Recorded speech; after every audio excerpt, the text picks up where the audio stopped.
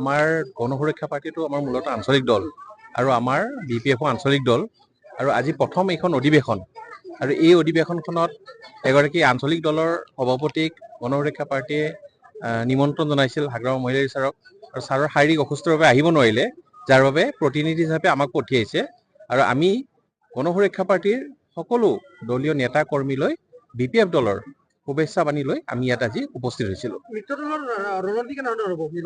এতিয়াতো এইটো বহুত হেৰি আছে, প্ৰাৰম্ভিক পৰ্যায়তে আছে আৰু আপোনালোকে গোটেইখিনি গম পায়ে আছে যে গণসুৰক্ষা পাৰ্টিৰ সভাপতি নৱকুমাৰ শৰণীয়া ডাঙৰীয়াই মুকলি আহ্বান জনাইছে আৰু আমাৰ BPF দলেও সঁহাৰি আগবঢ়াইছে আৰু ইতিমধ্যে ক'ব নোৱাৰি কিন্তু একলাইনি আলোচনা হৈ গৈছে আৰু আমি আশাবাদী যে খুব ভাল এটা হেৰি ওলাব, ৰিজাল্ট ওলাব।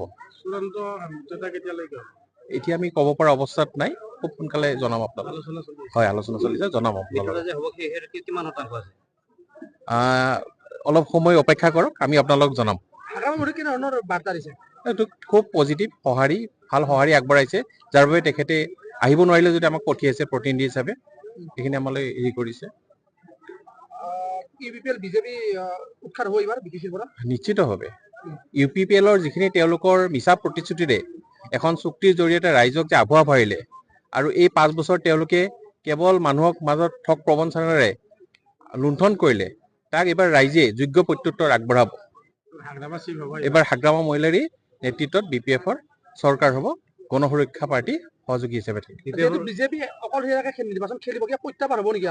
নাই, আমাৰ কোনো প্ৰত্যাহ্বান নহয়, আমাৰ কোনো প্ৰত্যাহ্বান নহয়, কাৰণ BTCৰ ৰাইজে আঞ্চলিক দলক সদায় প্ৰাধান্য দি আহিছে।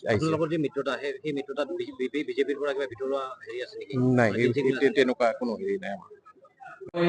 আমাক প্ৰতিনিধিত্ব কৰিব দিছে আৰু সেই হেতুকে আমি ইয়াতে আহি উপস্থিত হৈছোঁ। ছাৰে গণসুৰক্ষা পাৰ্টিৰ সকলো কৰ্মীলৈ এই বাৰ্তা নিজ হাতেৰে তেখেতে লিখি দিছে আৰু আমাক পাঠ কৰিবলৈ দিছে। ৰেছপেক্টেড শ্ৰী নৱশৰণীয়া ex-MP, মান্যবৰ শুভেচ্ছা গ্ৰহণ কৰিব। অধিৱেশনলৈ যোৱাৰ একান্ত ইচ্ছা থকা স্বত্বেও ভীষণ শাৰীৰিক অসুস্থতাৰ বাবে যাব নোৱাৰিলোঁ। বিষয়টো নিশ্চয় বুজিব। আপোনালোকৰ দলৰ অধিৱেশনৰ সফলতা কামনা কৰিলোঁ। দলৰ প্ৰতিনিধি তথা ৰাইজলৈ আন্তৰিক শুভেচ্ছা জনালোঁ। আগন্তুক দিনত BTRৰ স্বাৰ্থত একেলগে কাম কৰাৰ বাবে পৰ্যায়ক্ৰমে আলোচনা কৰিম। ধন্যবাদ। হাগ্ৰামা মহিলাৰী সভাপতি BPF। পঢ়ি মেছেজটো দিম আৰু কিবা ক'ব লাগিব নেকি?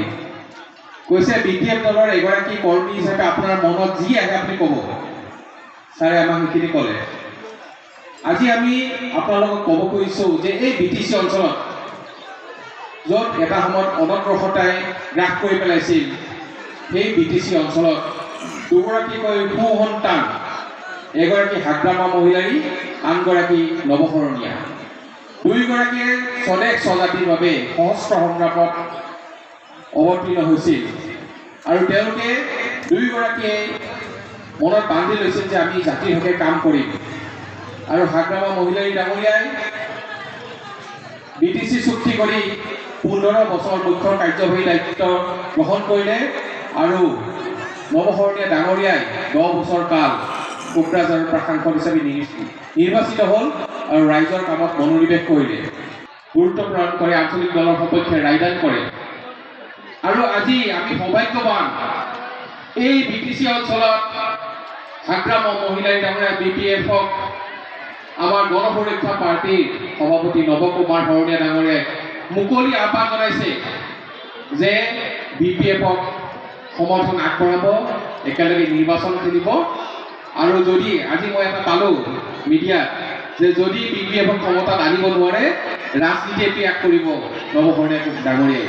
কিমান দৃঢ় বিশ্বাস তেখেতৰ, কিমান শক্তিশালী মনৰ অধিকাৰী হ'ব লাগিব যে তেওঁ কৈছে যে আমি চৰকাৰ কৰিম। সেইকাৰণে আমি BTC অঞ্চলৰ BPF দলৰ সকলো কৰ্মকৰ্তাক লগতে গণসুৰক্ষা পাৰ্টিৰ কৰ্মকৰ্তাক আৰু BTC-বাসীক আমি আশ্বস্ত কৰিব বিচাৰিছোঁ যে অনাগত দিনত BPFৰ নেতৃত্বত চৰকাৰ হ'ব, গণসুৰক্ষা পাৰ্টি আমাৰ সহযোগী হ'ব আৰু আমি একত্ৰিতভাৱে আগবাঢ়িম আৰু ৰাইজৰ মংগলৰ অৰ্থে আমি কাম কৰিম।